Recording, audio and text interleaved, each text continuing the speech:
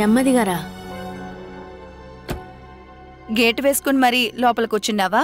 ఇంకా ఆఫీస్కి వెళ్ళలేదా? పిల్లల్ని ఇప్పుడే స్కూల్కి పంపించాను. ఇక నేను వెళ్ళి రెడీ అవ్వాలి. ఆఫీస్కి వెళ్ళడానికి ముందు చూద్దామని పొద్దున్నే వచ్చాను.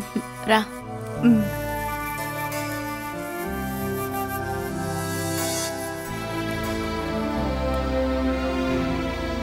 కూర్చో.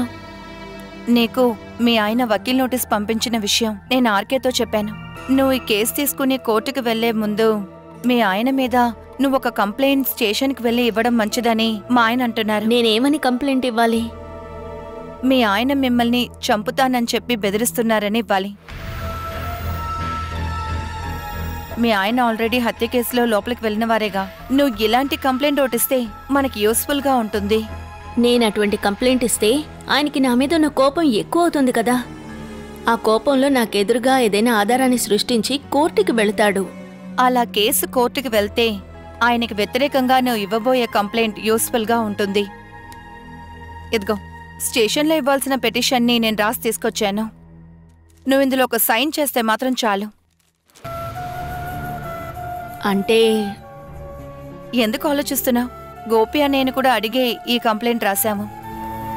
నీకు లాయర్ నోటీస్ వచ్చిన డేట్కి ముందుగా ఒక డేట్ వేసి స్టేషన్ ఫైల్లో పెడతారు. చూడు, ఆయనకి వ్యతిరేకంగా మనం తీసుకుంటున్న ఒక ముందు జాగ్రత్త అంతే. నేను ఆయన మీద ఇలాంటి కంప్లైంట్ ఇచ్చానని తెలిస్తే పిల్లల్ని ఏమైనా చేస్తాడేమోనని భయంగా ఉందే. పిల్లల జోలికొస్తే అంతటితో అతని కథ అయిపోతుంది. అలాంటి కంప్లైంట్ పోలీసులకు వెళ్తే ఆయన జీవితంలో ఇంకెప్పుడు తప్పించుకోలేడని ఆయనకి తెలుసు. దాని గురించి ఎక్కువ ఆలోచించి నువ్వు బాధపడక్కర్లేదు. ఇందులో సైన్ చెయ్యి. ఏదేమైనా ఈ కంప్లైంట్ వల్ల నీకు ఎలాంటి సమస్య రాదు. అందుకు నేను గ్యారంటీ. ఏంటి చాలా?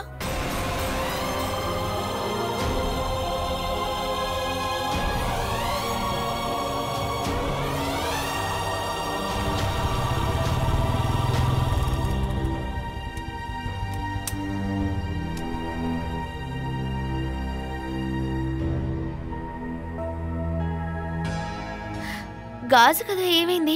ఏ గాజు? పోయిన 1.5 సవ గాజు. అది స్టేషన్లో కంప్లైంట్ ఇచ్చాంగా. ఎవరి మీద? అలా ఎవరైనా మెన్షన్ చేసి ఇవ్వగలమా? మీ అన్న తప్ప ఇంకా ఎవరు తీయడానికి అవకాశం లేదు. ఈ విషయం గురించి మీ అన్నయ్య దగ్గర అడిగారా? అలా హఠాత్తుగా అడగమంటే ఎలా అడుగుతాను? తన గురించి నీకు తెలుసు కదా. కత్తేదన ఉంటే కసకన పొడిచేస్తాడు. నన్నేం చేయమంటావు? మీకు భయంగా ఉంటా నేను అడుగుతాను. వస్తువు నాదే కదా. నువ్వేమీ అడగక్కర్లేదు. పోలీసులు కంప్లైంట్ ఇచ్చాను కదా, వాళ్ళు ఎంక్వైరీ చేస్తారు. ఇక ఆలోచన చూస్తే వేణన్న మీద మాత్రమే అనుమానపడలేం. ఇక్కడ సతీష్ అనే ఉన్నాడు, అనిల్ వదిన ఉంది, అమ్మ కూడా ఉంది. వీళ్లలో ఎవరైనా అనుమానించొచ్చుగా. అందుకని వాళ్లే దొంగతనం చేశారని చెప్పొచ్చా? నా గాజు ఒకరు దొంగలించారు. దొంగ పేరు వేణుగోపాల్. ఆయన పేరు మెన్షన్ చేసి కంప్లైంట్ ఇవ్వండి. నాకు నా గాజు కావాలి. మీకు ఆయన పేరు మీద కంప్లైంట్ ఇవ్వడానికి భయంగా ఉంటే ఆయన పేరులో నేను కంప్లైంట్ ఇస్తాను. అదిగో ఆయన వచ్చేసారు, అడగండి. నువ్వు కొంచెం ఉండాసా. నాకు ఇవ్వాలి, తెలియాలి. మాట్లాడుకుంటూ లోపలికి వెళ్ళు, నేను అడిగి చెప్తాను. నువ్వు వెళ్ళు. మీరు ఇద్దరు ఏంట్రా మాట్లాడుకుంటున్నారు? నువ్వు బోట్లో వచ్చావన్నయ్య? నేను ఎప్పుడు అందులోనే కదరా వస్తాను. ఏంటన్నయ్య టైర్డ్గా ఉన్నావు? వస్తువులు పోయిన వల్ల శాపం ఏంటండి? ఏం లేదన్నయ్య. నువ్వు నాతో రా, నీతో కొంచెం మాట్లాడు. నువ్వు వెళ్ళి టీ పెట్టు. వెళ్ళు, నేను సాల్వ్ చేస్తానని చెప్పాను కదా. అక్కడ సమస్య ఏంట్రా? ఏం లేదు, లోపల పాప ఏడుస్తోంది. వెళ్ళు, నేను మెల్లిగా కనుక్కుంటాను. అలా అంతా అడిగితే ఆయన ఒప్పుకోరు. తనే తీశాడని తెలిస్తే స్టేషన్కి వెళ్దాం. నీ గాజు నీకు తెచ్చిస్తాను. ముందు ప్రాబ్లం చేయకుండా నువ్వు వెళ్ళు. ఏంట్రా నీ సమస్య ఏంటి? నేను మాట్లాడాలా? అబే వద్దు, పాప ఏడుస్తోంది, త్వరగా వెళ్ళు. ఓ, ఈ అమ్మాయిలకు అర్థమయ్యేలా చెప్పడం అంటే చాలా కష్టం. అవును, ఏదో చెప్పాలనుకున్నావు. ఏంటన్నయ్య? పిల్లలిద్దరూ నాకు కావాలని నేను స్టేషన్లో ఒక కంప్లైంట్ ఇచ్చాను. ఎందుకు? తనకున్న పొగరు కొవ్వు తగ్గాలంటే అలాంటి ఒక కంప్లైంట్ ఇవ్వాల్సిందే. కేసుకి చాలా ఖర్చు అవుతుంది. ఇప్పుడు నీ చేతిలో కనీసం 100 రూపాయలైనా ఉన్నాయా? నా దగ్గర లేదు. మరి ఏం చేస్తావు? నువ్వివ్వాలి. నేనా? మరి ఏంటి? సతీష్ అన్న దగ్గర డబ్బులు లేదని నీకు తెలుసు కదా. ఇలా చూడు, నా దగ్గర నోట్ల చేసే మిషన్ లేదు. ఆల్రెడీ గాజు ప్రాబ్లంని నేను మేనేజ్ చేయలేకపోతున్నా. ఆ గాజును తాకట్టు పెట్టిన స్లిప్ నాకివ్వు. ఎలాగైనా దాన్ని విడిపించుకుంటాను. నువ్వు నాకు డబ్బులు ఇస్తే చాలు, నేనే తీసేస్తా. దానితో పాటు కేసు జరపడానికి కూడా నువ్వు డబ్బులు ఇవ్వాలి. అందుకే చెప్తున్నాను, కోర్టు గీట్ అని డబ్బులు వేస్ట్ చేయొద్దు. బాలావతితో జీవించడం నీకు ఇష్టం లేకుంటే ఎలాగోలా ప్రేమ నటించి పిల్లలకు దగ్గరవ్వాలి. పిల్లలు చెప్పేది విన్నారే అనుకో, ఆ తర్వాత బాలావతిన ఏమీ చేయలేదు. అలాంటప్పుడు ఎందుకు కోర్టు గీట్ అని డబ్బును వేస్ట్ చేయాలి? ఇప్పుడు నువ్వున్న పరిస్థితికి అదే కరెక్ట్ అన్నయ్య.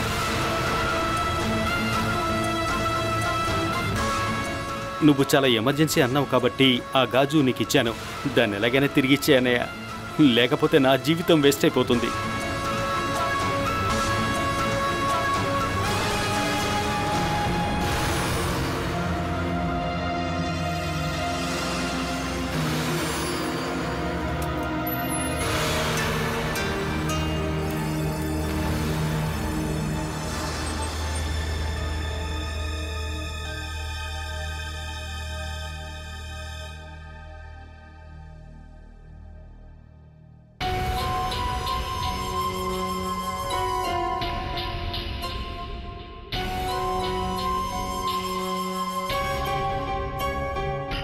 చెప్పండి సార్.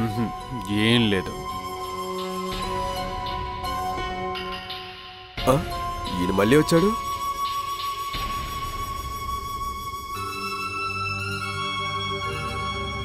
నగల కోసం వచ్చారా? లేదు. ఇప్పుడు ఇంట్రెస్ట్ ఎంత పడి ఉంటుంది? వడ్డీ కట్టపోతున్నారా? తెలుసు. హలో, మీ ఉద్దేశం ఏంటి? నేను ఒక గాజు తాకట్టు పెట్టాను, దాని లెక్కలేంటో నాకు తెలియాలి. మీరు మాత్రం కాదు, ఇక్కడ 50 నుంచి 100 సవరాల దాకా పెట్టిన వాళ్ళు కూడా ఉన్నారు. వాళ్ళు ఎవరు కూడా ఇలా రోజు వచ్చి అది ఇక్కడ ఉందా అని ఎంక్వైరీ చేయరు. నేను ఎంక్వైరీ చేస్తాను. ఊరికే ప్రాబ్లం చేయకూడదు. అలాగా? నేను ఇక్కడికి వచ్చేది మీ అందరికి ప్రాబ్లం గా ఉందా? నువ్వు ఎవరిని బెదిరిస్తున్నావు? నిన్నేరా? ఏయ్, నేను ఇక్కడికి రావడం మీ అందరికి ప్రాబ్లం గా ఉందా? చెప్పరా, చెప్పరా. నిన్ను మర్యాదగా అడిగిన దానికి సమాధానం చెప్పు. ఇక్కడ ఏమేమి జరుగుతుందో నాకు తెలుసురా. నిన్ను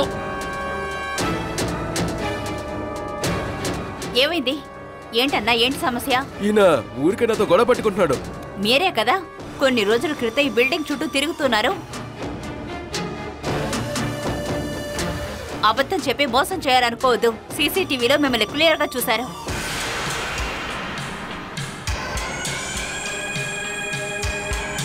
ఆ మనిషి ఈడేనా? నేను ఇక్కడికి నగ తాకట్టు పెట్టడానికే వచ్చాను. నగ తాకట్టు పెట్టడానికి వచ్చిన మీరు ఎందుకు దొంగల చాలా రోజులు ఈ బిల్డింగ్ చుట్టూ ఇలా తిరుగుతూ ఉన్నారు? ఈయన ఇక్కడ ఒక గాజు తాకట్టు పెట్టాడు. నాకు ఏమనిపిస్తుందంటే ఈ ఆఫీస్ లోపలికి రావడానికి ఈయన ఆ గాజు పెట్టుంటాడు.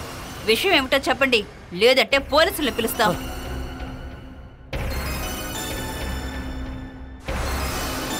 పోలీసుని పిలవండి మేడం, వాళ్ళు వచ్చి 2 తగిలిస్తే చెప్తాడు. నేను టీ కొనడానికి వెళ్ళినప్పుడు ఈయన్ని చూశాను.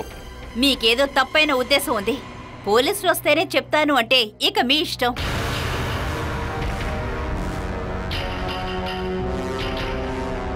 ఒకటే ఇతను పెద్ద దొంగ అయి ఉండాలి, లేకపోతే పెద్ద పిచ్చోడై ఉండాలి. అయినా మీరెందుకు అస్తమానం ఇక్కడికి వస్తున్నారు? నాకు తెలిసిన వాళ్ళే ఇక్కడ ఒకరు ఉన్నాడు. ఇక్కడ ఎవరు? ఇదిగో ఇక్కడ నుంచుంది.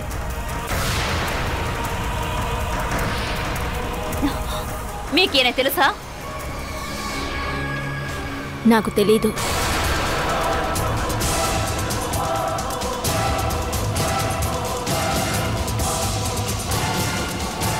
నేను ఈయన ఇక్కడే చూస్తున్నాను.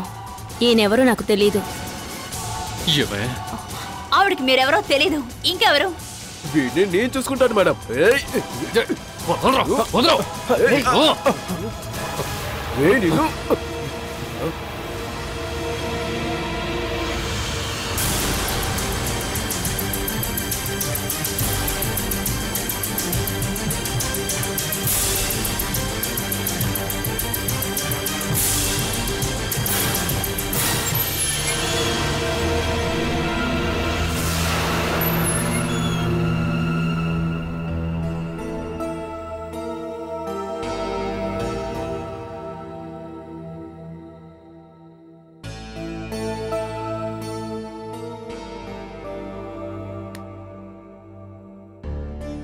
అవును, నేను మాట్లాడేశాను. అలా కాదు, నేను గోపితో మీకొక గిఫ్ట్ పంపించమని చెప్పాను. అలా కాదు, మీ పేరు అస్సలు రాదు. లంచం ఇవ్వడం తప్పే, కానీ ఏం చేస్తాం? పని అవ్వాలంటే ఏదో ఒకటి చేయాలి కదా మరి. అప్పుడే సక్సెస్ అవుతుంది. ఉంటాను. ఫోన్లో ఎవరు? గోపి అన్నయ్య. ఇక్కడ జరిగే విషయాలన్నీ ఆయనకు చెప్తున్నాను. ఏమైంది? అలా చేయలేరా? మన దేశంలో డబ్బులుంటే ఏవైనా చేయొచ్చు. పాత డేటు వేసి బాలా కేసుని ఎస్ఐఏ ఫైల్లో తీసిపెట్టాడంట. ఇక ఎప్పుడైనా ఆ కాపీ మనకి దొరుకుతుంది. ఇదంతా చట్టానికి వ్యతిరేకమని తెలుసు. కాకపోతే మంచి పని కోసం చేస్తున్నందువల్ల ప్రశాంతంగా ఉంది. ఈ డివోర్స్ కేసులో బాలాకి వ్యతిరేకంగా చెప్పడానికి ఆయన దగ్గర చాలా కారణాలున్నాయి. ఊరు వాళ్ళు, బంధువులు ఆయన కోసం సాక్ష్యం చెప్పడానికి వస్తారు. కోర్టులో ఉన్నది జడ్జే కదా, దేవుడేమీ కాదుగా. ఆయనకి సాక్ష్యాలుంటే చాలు. ఆ అబద్ధమైనా నమ్మేలా ఆధారం దొరికితే వాళ్ళు తీర్పు చెప్తారు. తీర్పు బాలాకి వ్యతిరేకంగా ఉంటుందని భయపడి నేను మీకులా అన్ని విషయాలకి ప్రెషర్ ఇస్తున్నాను. నీ స్నేహితురాల కోసం నా వల్ల అయిన సాయం నేను ఖచ్చితంగా చేస్తాను. ఇదంతా వేణుగోపాల్ అంటే మెంటల్ పేషెంట్ దగ్గర బాలా ఇద్దరు పిల్లలు ఇరుక్కోకూడదనే. తీర్పు బాలాకి వ్యతిరేకంగా వస్తే పిల్లలు ఆయన కస్టడీలో ఉంటారు. ఇక వాళ్ళ జీవితాలు అంతే. అలా జరిగితే ఆ తర్వాత బాలా ప్రాణాలతో ఉంటుందా అని తెలీదు. పిల్లలే తన లోకం, వాళ్ళే తన ప్రాణం. వాళ్ళని పోగొట్టుకుంటే బాలా అంతే. ఇక నుంచైనా తను ప్రశాంతంగా ఒక జీవితాన్ని జీవించాలండి. అందుకు నేను మిమ్మల్ని ఎక్కువగా ఇబ్బంది పెడుతున్నానంటే క్షమించండి. తనకి సహాయం చేయడానికి ఎవరూ లేరు. నువ్వు తప్పుడు నిర్ణయం తీసుకోవని నాకు తెలుసు. నీకు తోడుగా నేనున్నాను.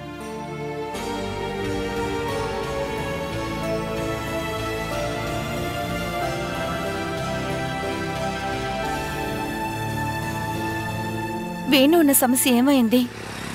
నేనక్కడ పనిచేయడం ఆయనకి ఇష్టం లేదు. నేనక్కడికి వెళ్ళకూడదు. అందుకే అక్కడ ప్రాబ్లం క్రియేట్ చేయాలని వచ్చారు. ఆయన ఇప్పుడు ఎక్కడున్నారు? పెద్ద ప్రాబ్లం క్రియేట్ చేసి వెళ్ళిపోయాడు. ఫోన్ చేసినప్పుడు నాకు తెలిసి ఆయన ఆఫీస్లోనే ఉండుంటారు. అక్కడి నుంచి మీరు బయటకు రాలేకపోతున్నారు అనిపించింది. బయటకు వచ్చేటప్పుడు ఏమైనా గొడవ చేస్తాడేమో అనుకున్నాను. ప్రీతి నంబర్ రీచ్ అవ్వలేదు. అందుకే నీకు ఫోన్ చేశాను.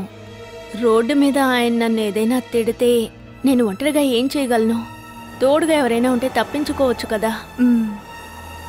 ఆయన ఇక్కడెక్కడైనా ఉన్నాడా అని జాగ్రత్తగా చూడండి.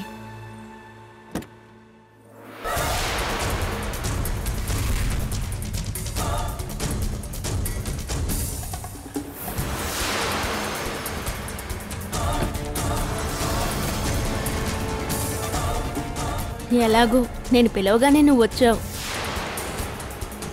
మరి నేను బయలుదేరినా పిల్లల్ని తీసుకుని వెళ్ళాలి. వాళ్ళు నా కోసం వెయిట్ చేస్తూ.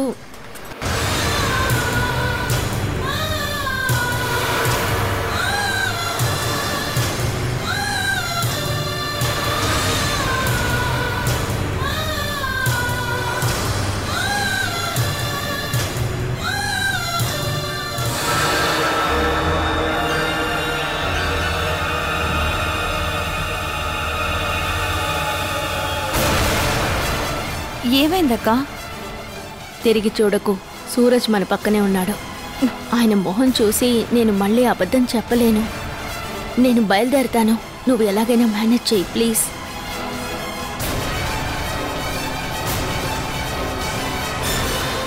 సూరజ్ సార్. బాలా మీకు బాలా అక్క తెలుసా అండి? తను మీకంటే ముందే నాకు తెలుసు. 7 ఏళ్ల తర్వాత మళ్ళీ మీ ఇంట్లోనే మేము ఒకరినొకరం కలుసుకున్నాం. మీకు ఒకరినొకరు తెలుసని నాకు తెలీదు. అరే, అక్క వెళ్ళిపోయిందండి. మీరిద్దరు ఇక్కడ ఉండడం చూసే నేను కారు ఆపాను. నేను ఆఫీస్ నుంచి బయలుదేరేటప్పుడు అక్కని చూశాను. నించుని అలా మాట్లాడుతూ ఉన్నాం. సరే, నేను బయలుదేరుతాను.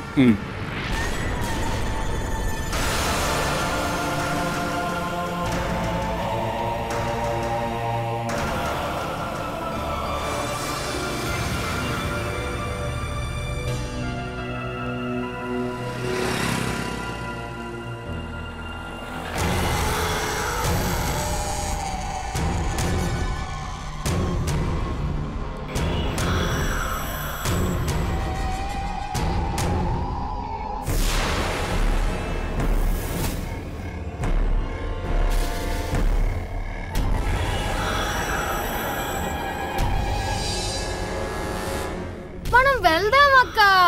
విను, అమ్మ త్వరగా వస్తారని చెప్పారు కదా, అప్పటి వరకు మనం ఇక్కడే ఉందాం. ఎందుకు మనం ఇక్కడ నించోవాలి? మనం ఇంటికి వెళ్దాం, లేకపోతే ఏదో ఒక బస్ ఎక్కి అమ్మ దగ్గరికి వెళ్దాంలే అక్క. ముందు నేను చెప్పేది నువ్వు విను. నాకు ఇక్కడ ఉండి బోరు కొడుతోంది. అమ్మ త్వరగా వచ్చేస్తారా.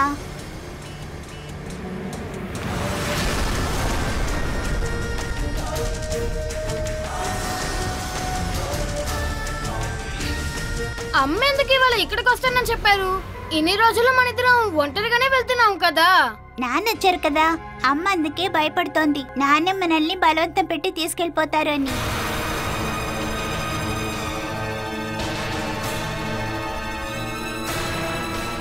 ఆయన ఎందుకు మనల్ని తీసుకెళ్తాడు?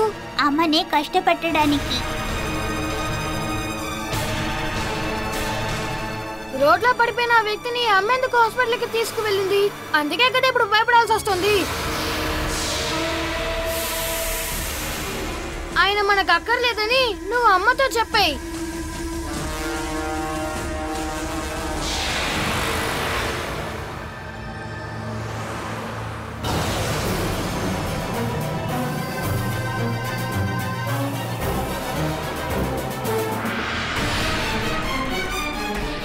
మీరు ఎందుకు ఇక్కడ నుంచున్నారు? అమ్మ వస్తారు. మీరు నాతో రండి, నేను ఇంట్లో వదులుతాను. అమ్మ ఇప్పుడు వచ్చేస్తారు. పిల్లల విషయంలో అమ్మా నాన్న ఇద్దరికీ హక్కు ఉంది. మీరు నాతో రండి. మీకు ఆకలిగా లేదా? రండి, కొట్లో ఎదుర్కొని తిందాం. మేము ఇంటికి వెళ్ళగానే తినడానికి అమ్మ ఏమైనా రెడీ చేసి పెట్టుంటారు. అదే పర్లేదులే, రండి, నేను తీసుకెళ్తాను. అక్క చూడు, అమ్మ వస్తుంది.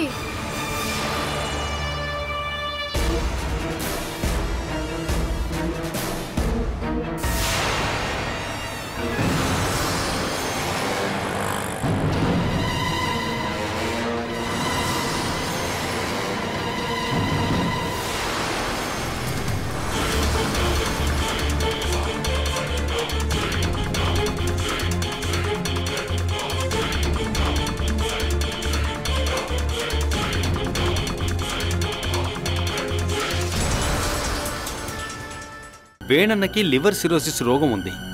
తను ఎక్కువగా ఇలాగే తాగుతూ ఉంటే ఏదో ఒకరోజు చనిపోతాడు. కానీ వేణన్న ఈ ఇంట్లో చావకూడదు. ఆ బాధ్యతని బాలా నెత్తిన పడేయాలి.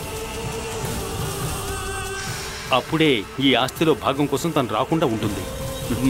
ఇలా చూడు, నేను అందుకే చెప్తున్నాను, వేణన్న ఎలాగైనా సరే తన దగ్గరికి చేర్చాలి. దానివల్ల నాకేంటిరా లాభం? ఈ ఇంటి మీద హక్కు ఇద్దరికి మాత్రమే ఉంటుంది, మన ఇద్దరికి మాత్రం. ఇలాంటి ఎన్నో ఆఫర్స్ నువ్వు నాకు చాలా నచ్చా. చివరాఖరికి చీట్ చేస్తావు. ఈసారి అలా కాదు. కావాలంటే మనం ఒక అగ్రిమెంట్ వేసుకుందాం, అది స్ట్రాంగ్ గా ఉంటుంది కదా. అలాంటి ఒక అగ్రిమెంట్ వేస్తే నేను నీకు సపోర్ట్ చేస్తాను. లేదంటే ఇప్పుడు నువ్వు చెప్పిందంతా తీసుకెళ్లి వేణుగడికి చెప్పేస్తాను. అరవకన్నయ్య, వాడు చావడానికి ముందే నువ్వు మట్లో కలుస్తావు. ఇలా చూడు, నేను చెప్తున్నానుగా, ఇందులో ఎలాంటి మార్పు లేదు. చెయ్యవు, ప్రామిస్ చేస్తున్నాను. నమ్మన్నయ్యా.